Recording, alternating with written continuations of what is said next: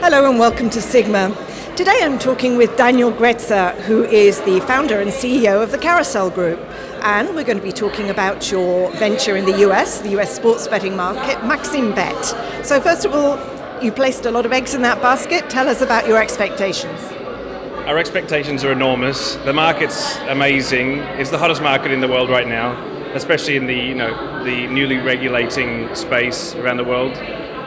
Still in the very early stages, so there's still a lot of hope, a lot of expectation for the growth, but look, so far the numbers coming out of the US, the projections are incredible. The market continues to grow and roll despite global macroeconomic pressures. The consumer is extremely happy in the US and regulations moving at a pretty quick pace, so very exciting times in North America. Obviously, it's a very competitive market as well. Everybody's jumped in with both feet. Margins are quite thin. What are you doing to stay ahead of the competition? So I think there's a few races going on in the US right now. There's definitely the big boys, very well capitalized, both playing to public markets but also trying to grow a profitable business, and some of them are doing a fantastic job, and hats off to them. I think there's also an interesting play going on in the middle tier of companies fighting for not just a profitable business, but also to define themselves in their brand position and what are they offering to the market.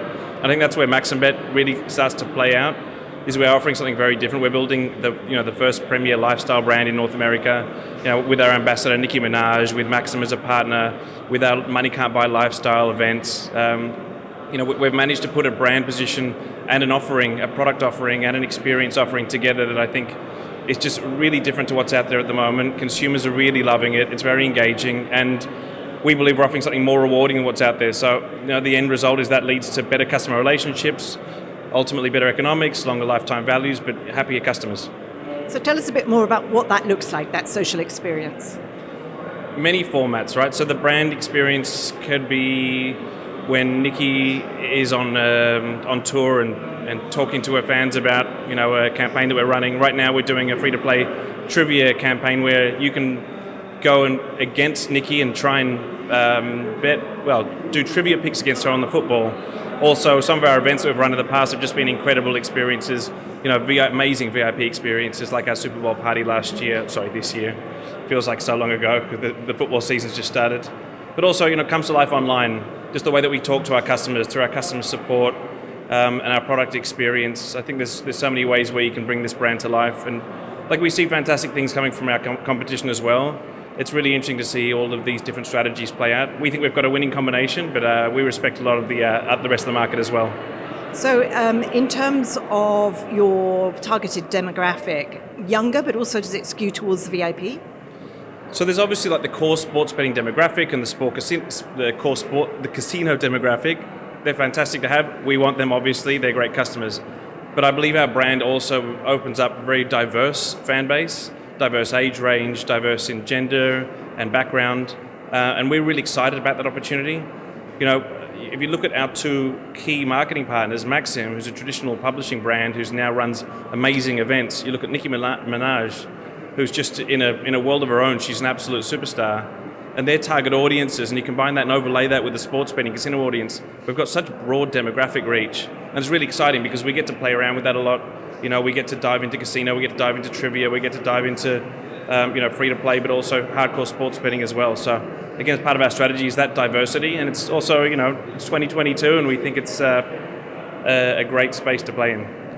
Obviously, you talked about sports betting there, being rolled out gradually across the US. Got the big one coming up at the beginning of November. What's your prediction for California? To be honest, there's been so much craziness going on in California. I have lost track of the last few changes. I've just kept my nose in the sand on that one. I hope things work out for everyone. I know there's a lot of tribes, a lot at stake there. I know there's big boys who've put a lot of money into lobbying efforts there.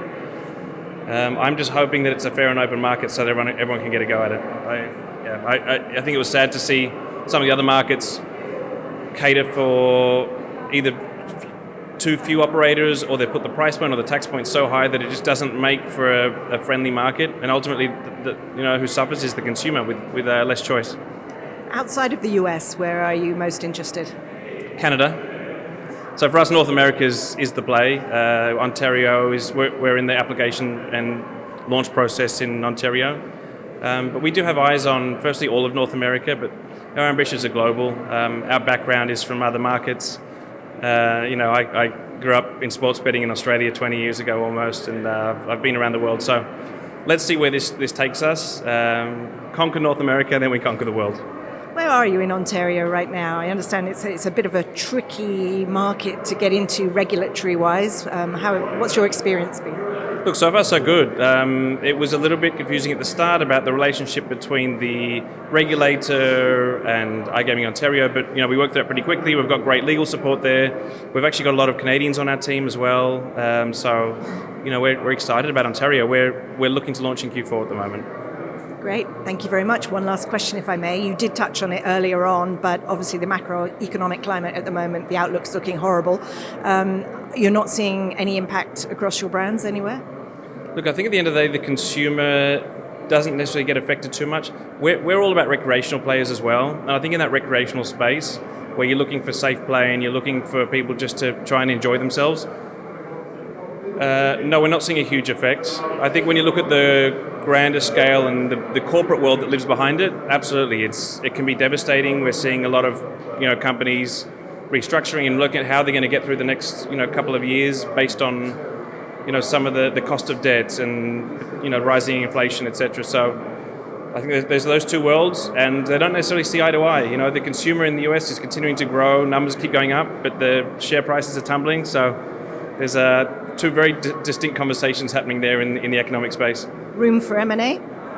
There's always room for M&A. There's always great opportunities out there, so yes.